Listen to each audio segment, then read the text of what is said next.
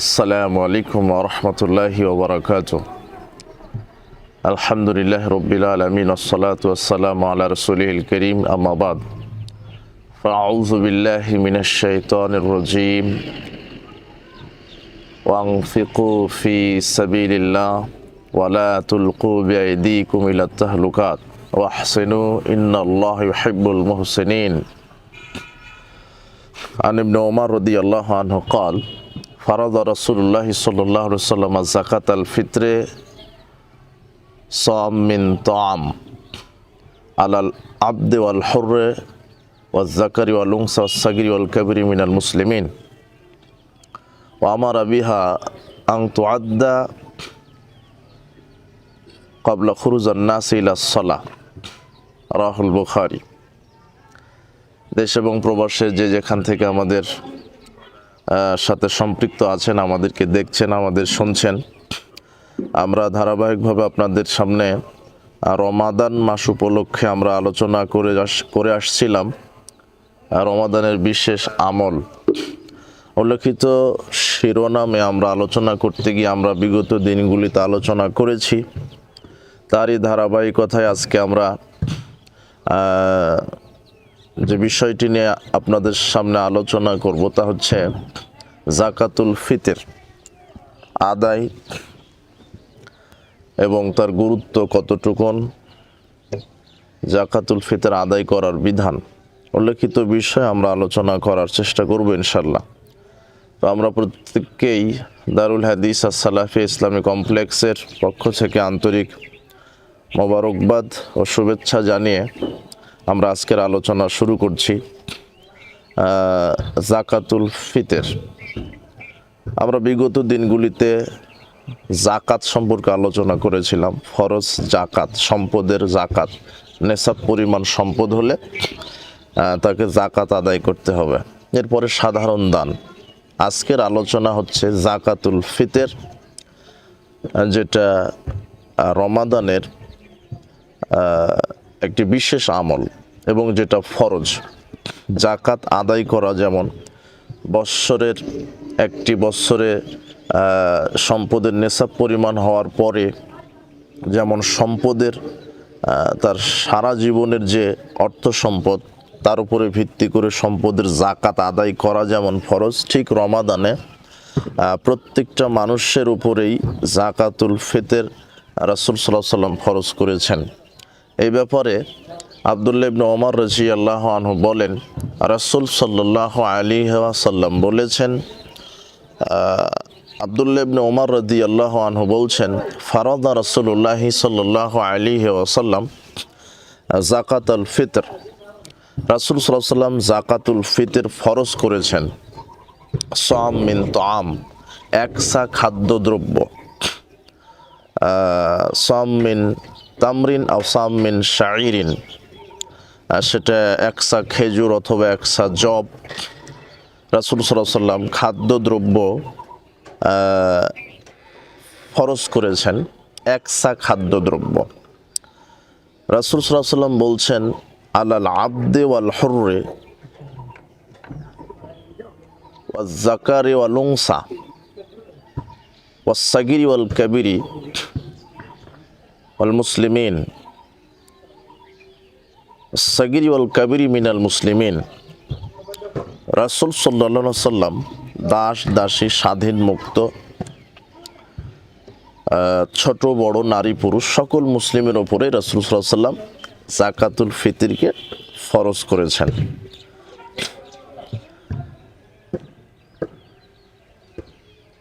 ওয়া আমারা বিহা আন তুআদ্দা ক্বাবলা খুরুজিন নাস ইলাস সালাহ। আর রাসূল সাল্লাল্লাহু আলাইহি ওয়াসাল্লাম যাকাতুল ফিতরকে আদায় করতে বলেছেন ঈদের মাঠে যাওয়ার পূর্বেই। সবাইকে আদায়ের নির্দেশ দিয়েছেন।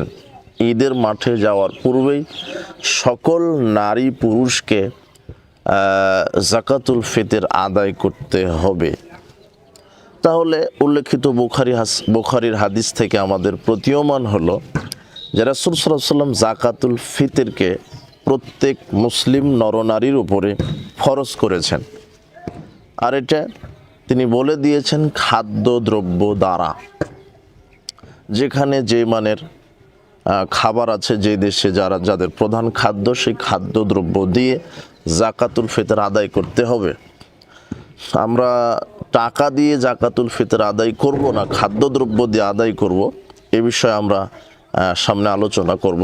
তবে এখানে আদায়টা কখন করব? রাসূল সাল্লাল্লাহু আলাইহি ওয়াসাল্লাম বলছেন যে ঈদের মাঠে যাওয়ার পূর্বেই জাকাতুল ফিতর আদায় করতে হবে। এটা আদায় সরকারিভাবে বা সামাজিক প্রশাসনের মাধ্যমে দায়িত্বশীল মানুষ তারা জাকাতুল ফিতর আদায় করবে, কালেকশন করবে। এটা ঈদের মাঠে যাওয়ার পূর্ব পর্যন্ত। আদায় হলো বন্টনের নীতি কেমন হবে। ফাতহুল বারির ব্যাখ্যাতে হাদিসের সাহাবায়ে কেরামের মধ্যে অনেকেই জাকাতুল ফিতর বন্টন করতেন ঈদের সালাতের পর বলে উল্লেখিত হয়েছে। তবে আবু দাউদের আরেকটি বর্ণনা এখানে তাআমুল মিসকিন বলা হয়েছে, মিসকিনদের খাদ্য। অনেক মুহাদ্দিস সালাফগণ এটাও বলেছেন যে যেহেতু এটা মিসকিনদের খাদ্য, সেক্ষেত্রে ঈদের আগেই আদায় তো হবে এবং বন্টন করাও উত্তম। তো বিষয়টা এভাবে দুই পক্ষের বিদ্বানগণই বলেছেন। তবে বুখারীর হাদিস থেকে যেটা প্রতীয়মান হয় যে রাসূল সাল্লাল্লাহু আলাইহি ওয়াসাল্লাম প্রত্যেক মুসলিম নারী পুরুষকে বলেছেন যে তোমরা জাকাতুল ফিতর আদায় করো ঈদের মাঠে যাওয়ার পূর্ব পর্যন্ত। তার মানে ঈদের সালাতে যাওয়ার পূর্ব পর্যন্ত আদায় করতে হবে। তার মানে বোঝা যাচ্ছে যে বন্টন ঈদের সালাতের পরে, এটা এরকম বোঝা যায়, এটা অধিকতর উত্তম। তো কাজেই আমরা বিবেচনা করে কোরআন এবং সহিহ সুন্নাহর অনুকূলে যেটা সুন্দর সেই ব্যবস্থা করব। যদি মনে করেন যে এলাকায় ফকির মিসকিন অসহায় দারিদ্র, এদের খুব জরুরি খাদ্য সংকট, তাহলে আমরা ঈদের সালাতের আগেই আদায় তো করব, বন্টনও করব। আর যদি মনে করা হয় যে এটা রাষ্ট্রীয়ভাবে বা সামাজিকভাবে যে এটা ঈদের সালাতের পরে, এইভাবে বিভিন্ন ব্যাখ্যায় কথা বলা যায়। তবে যেটা কথা রাসূল সাল্লাল্লাহু আলাইহি ওয়াসাল্লামের হাদিস থেকে বোঝা যায়, ঈদের সালাতের আগে ঈদগাহের মাঠে যাওয়ার পূর্ব পর্যন্ত জাকাতুল ফিতর আদায় করবে, আর ঈদের সালাতের পরে জাকাতুল ফিতর বন্টন করবে। এটাই ঠিক, এটাই সুন্দর। এখন আমরা আসি যে জাকাতুল ফিতর কি দিয়ে আদায় করব, খাদ্যদ্রব্য দিয়ে না টাকা দিয়ে। এ ব্যাপারে রাসূল সাল্লাল্লাহু আলাইহি ওয়াসাল্লামের স্পষ্ট মুখের কথা যে সাম মিন তাআম, একসা খাদ্যদ্রব্য সকলের উপরে ফরজ করা হলো। আবু সাঈদ খুদরি রাদিয়াল্লাহু আনহু বলছেন রাসূল সাল্লাল্লাহু আলাইহি ওয়াসাল্লাম বলেছেন, না, আবু সাঈদ খুদরি রাদিয়াল্লাহু আনহু বলছেন কুন্না নুখরিজু যাকাতাল ফিতরে, আমরা জাকাতুল ফিতর আমাদের সময়ে আমাদের যুগে বাহির করতাম সাম মিন তাআম, একসা খাদ্যদ্রব্য দিয়ে। সাম মিন শাইরিন, সাম মিন তামরিন, আও সাম মিন আকিতিন, আও সাম মিন জাবিবিন, একসা খেজুর, একসা জব, একসা কিসমিস, একসা পনির। তো এগুলো আমাদের সময়ে খাদ্যদ্রব্য ছিল, এগুলি দিয়ে আমরা জাকাতুল ফিতর আদায় করতাম। রাসূল সাল্লাল্লাহু আলাইহি ওয়াসাল্লাম বলেছেন একসা খাদ্যদ্রব্য দিয়ে, সাহাবায়ে কেরাম একসা খাদ্যদ্রব্য দিয়েই জাকাতুল ফিতর আদায় করেছেন। রাসূল সাল্লাল্লাহু আলাইহি ওয়াসাল্লাম এবং সাহাবায়ে কেরাম কোনো একটা হাদিসে, এমন কোনো পৃথিবীতে এরকম কোনো হাদিস নেই, সনদ নেই যে হাদিসে বলা হয়েছে যে টাকা দিয়ে ফিতরা আদায় করতে হবে। টাকা দিয়ে ফিতরা আদায় করলে ফিতরা আদায় হবে না, খাদ্যদ্রব্য দিয়েই জাকাতুল ফিতর আদায় করতে হবে। কেন? এই কথা মুহাম্মদ সাল্লাল্লাহু আলাইহি ওয়াসাল্লাম বলেছেন। এখন অনেক জায়গাতে দেখা যায় যে মুআবিয়া রাদিয়াল্লাহু আনহুর নিজস্ব ইজতিহাদকে কেন্দ্র করে অর্ধছা খাদ্যদ্রব্য অথবা অর্ধছায়ের মূল্য দিয়ে যাকাতুল ফিতর নির্ধারণ করছে। এ ব্যাপারে তারা টাকাকে নির্ধারণ করে। তো মুআবিয়া রাদিয়াল্লাহু আনহুর সময়ে সিরিয়াতে প্রচুর পরিমাণে গম উৎপাদন হতো, মদিনাতে হতো না। সিরিয়া থেকে আমদানি করে মদিনাতে নিয়ে আসতো, আর ওই সময়তে গমের মূল্যটা বেশি ছিল। এই জন্য মুআবিয়া রাদিয়াল্লাহু আনহুর এটা নিজস্ব ইজতিহাদে তিনি বললেন, যেহেতু অন্যান্য দ্রব্যের তুলনায় গমের মূল্যটা বেশি, সেক্ষেত্রে গম অর্ধছা করা হোক। এই কথার বিরোধিতা সেই সময় আবু সাঈদ খুদরি কঠোরভাবে বিরোধিতা করেছেন। যে রাসূল সাল্লাল্লাহু আলাইহি ওয়াসাল্লাম যেখানে একসা খাদ্যদ্রব্য কথা বলেছেন, সেখানে আপনি অর্ধছা নির্ধারণ করার এখতিয়ার আপনাকে কে দিয়েছে? এইভাবে কঠোর বিরোধিতা করেছেন। আপনার দ্রব্যমূল্য কম হোক আর বেশি হোক, একসা খাদ্য, সেটা গম হোক, সেটা ভুট্টা হোক, সেটা খেজুর হোক, কিশমিশ হোক, জব হোক, পনির হোক, যেটা যেই দেশের, যেই ভূখণ্ডের, যেই এলাকায় যাদের খাদ্য, প্রধান খাদ্য যেটা, সেই খাদ্য দিয়ে তারা যাকাতুল ফিতর আদায় করবে। এটাই রাসূল সাল্লাল্লাহু আলাইহি ওয়াসাল্লামের কথা, এটাই সাহাবীদের কথা, এটাই সালাফগণদের কথা এবং আমল। এখানে মুআবিয়া রাদিয়াল্লাহু আনহুর নিজস্ব ইজতিহাদকে কেন্দ্র করে আমরা যেভাবে আমল করছি, এটা সুন্নাতের খেলাফ, এটা তার নিজস্ব ইজতিহাদ। আমাদেরকে রাসূল সাল্লাল্লাহু আলাইহি ওয়াসাল্লামের যেখানে সুস্পষ্ট দিক নির্দেশনা আছে, সেখানে আমরা অন্য কোথাও যাওয়ার কোনো সুযোগ নেই। এটাই সুন্নাতের অনুসরণ, এটাই ইত্তেবায়ে সুন্নাহ, যেখানে রাসূল সাল্লাল্লাহু আলাইহি ওয়াসাল্লামের ইত্তেবা করা ফরজ। এখন যেহেতু আমরা বিষয়টি স্পষ্ট হলাম যে খাদ্যদ্রব্য দিয়েই যাকাতুল ফিতর আদায় করতে হবে।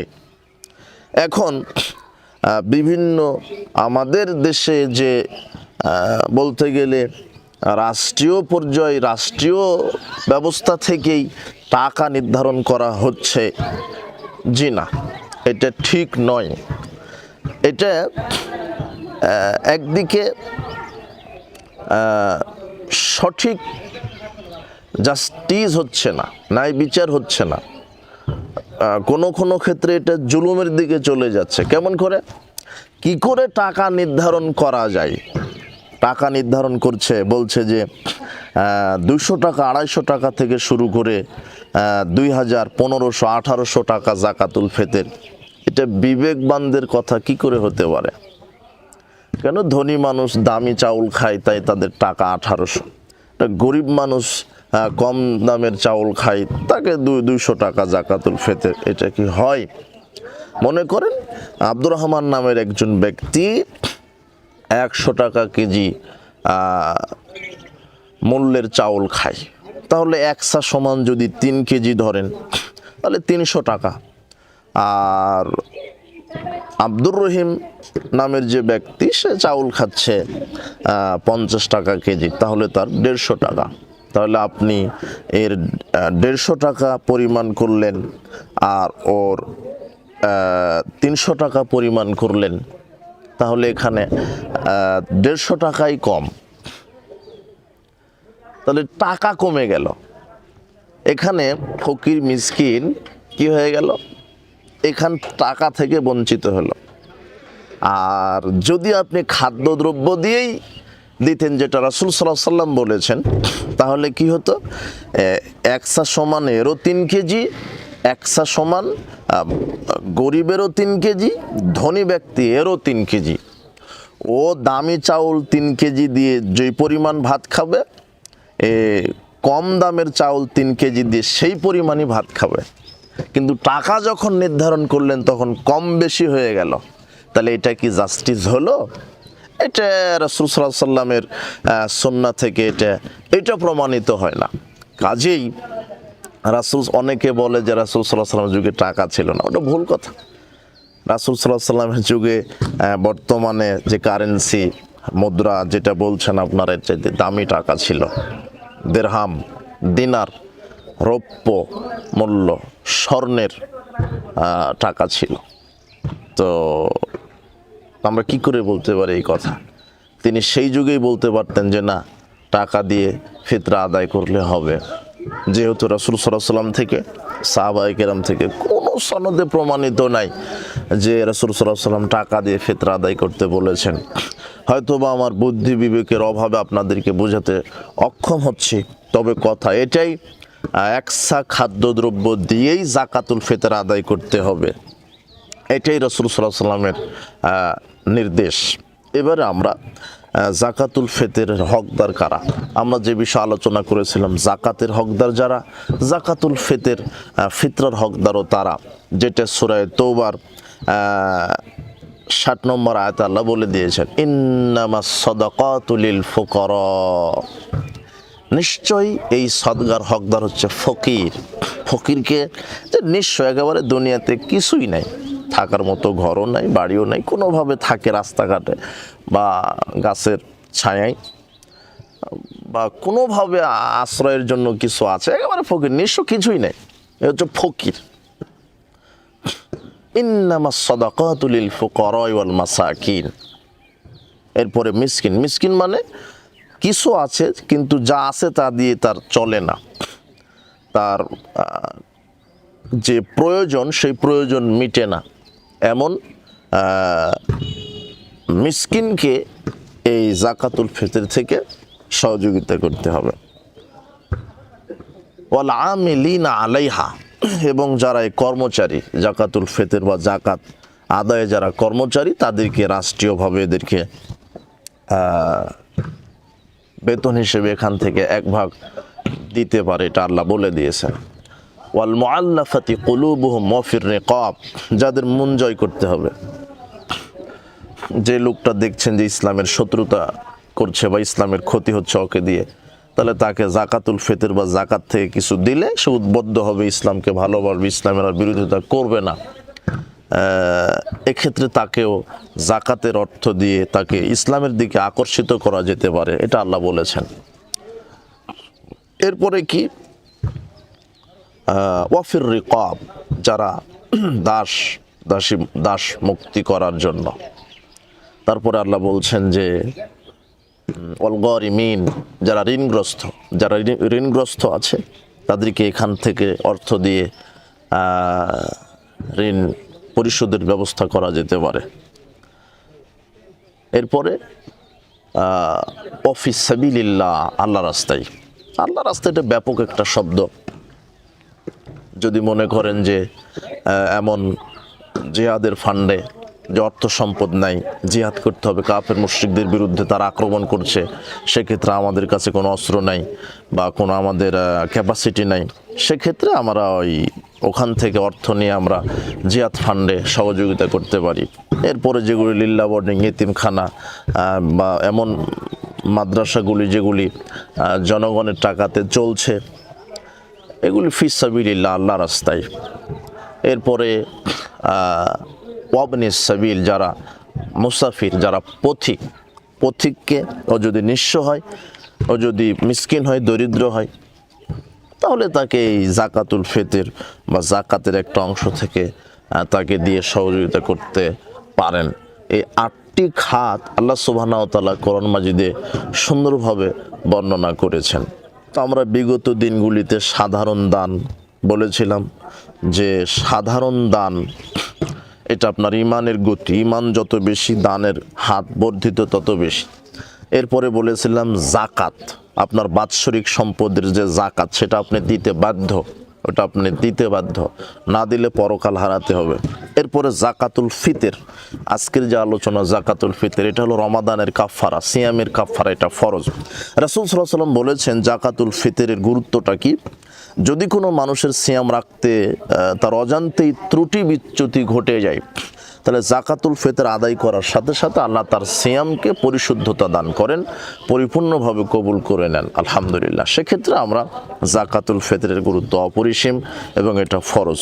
তো আমরা আপনাদের ধারাবাহিকভাবে বলে আসছিলাম জাকাত সাধারণ দান, উল্লেখিত বিষয়গুলিতে আমরা আলোচনা করে আমরা একাধিকবার বলেছি যে দারুল হাদিস আর সালাফি ইসলামী কমপ্লেক্স আপনাদের প্রাণপ্রিয় প্রতিষ্ঠান, যেখানে দক্ষ আলেম, মুহাক্কিক আলেম এবং সুযোগ্য সুনাগরিক হিসেবে গড়ে তোলার, ছেলে মেয়েকে গড়ে তোলার একটি প্রয়াস নিয়ে আমরা সামনের দিকে এগোতে চাচ্ছি। আপনারা সার্বিকভাবে সহযোগিতা করবেন, যেখানে কোরআন এবং সহিহ সুন্নাহকে সামনে রেখে শিরক এবং বিদআত মুক্ত যারা তাওহীদের পক্ষে, সুন্নাতের পক্ষে, কোরআন এবং সহিহ সুন্নাহর পক্ষে, রাসূলের সুন্নাতের উপরে প্রতিনিধিত্ব করবে এমন কিছু মুহাক্কিক আলেম, সুনাগরিক আমরা গড়ে তোলার জন্য আমাদের এই প্রচেষ্টা। তারই ফসল দারুল হাদিস আর সালাফি ইসলামী কমপ্লেক্স। আপনারা প্রত্যেকে অন্তরের অন্তরস্থল থেকে আল্লাহ সুবহানাহু ওয়া তাআলার নিকটে দোয়া করবেন, আল্লাহ সুবহানাহু ওয়া তাআলা যেন আমাদের এই প্রাণপ্রিয় প্রতিষ্ঠান, আপনাদের প্রাণপ্রিয় প্রতিষ্ঠান দারুল হাদিস আর সালাফি ইসলামী কমপ্লেক্সকে কবুল করেন। এই জন্য আপনাদের সার্বিক সহযোগিতার হাত প্রসারিত করতে আমরা অনুরোধ জানাচ্ছি। দানের হাত, জাকাতের হাত, আপনার সাধারণ দান, আপনার বুদ্ধি পরামর্শ সার্বিকভাবে। আর আমরা অবশ্যই আশা রাখবো যে আপনার অর্থ, বাৎসরিক দান, জাকাতের যে একটা অর্থ, সেটার একটি অংশ যেন দারুল হাদিস আর সালাফি ইসলামী কমপ্লেক্সের জন্য আপনি নির্ধারিত করেন। আল্লাহ সুবহানাহু ওয়া তাআলা কবুল করুন। সার্বিকভাবে আমরা আপনাদের দীর্ঘায়ু, সুস্বাস্থ্য আল্লাহ সুবহানাহু ওয়া তাআলার নিকটে কামনা করি, দোয়া করি। যারা আমাদের পাশে আছেন, আমাদের বুদ্ধি পরামর্শ, অর্থনৈতিকভাবে, সার্বিকভাবে যারা সহযোগিতা করেন, সবার জন্য আমরা দোয়া রাখি। দেশ এবং প্রবাসের বিভিন্ন দিনী ভাই বোনেরা আছেন যারা আমাদের সাথে যোগাযোগ রাখেন, সহযোগিতা করেন, সবার জন্য দোয়া রাখি। আল্লাহ আমাদের সবাইকে নিরাপত্তা দান করুন, দুনিয়াবি কল্যাণ এবং আমাদের সার্বিক জীবনে বারাকা এবং পরকালীন মুক্তি। এই দোয়া আল্লাহ সুবহানাহু ওয়া তাআলার নিকটে রেখে আমরা যে আজকে যাকাতুল ফিতর সম্পর্কে আলোচনা করলাম, উল্লেখিত বিষয়ে সচেতন হয়ে আমরা যেন সার্বিক জীবনে পবিত্র কোরআন এবং সহিহ সুন্নাহর আলোকে জীবন গড়তে পারি। আল্লাহ সুবহানাহু ওয়া তাআলা সেই তৌফিক দান করুন। বারাকাল্লাহু ফিকুম, জাযাকুমুল্লাহ খায়র। সুবহানাকা আল্লাহুম্মা বিহামদিকা, আশহাদু আল্লা ইলাহা ইল্লা আনতা, আস্তাগফিরুকা ওয়া আতুবু ইলাইকা। আসসালামু আলাইকুম ওয়া রাহমাতুল্লাহি ওয়া বারাকাতুহু।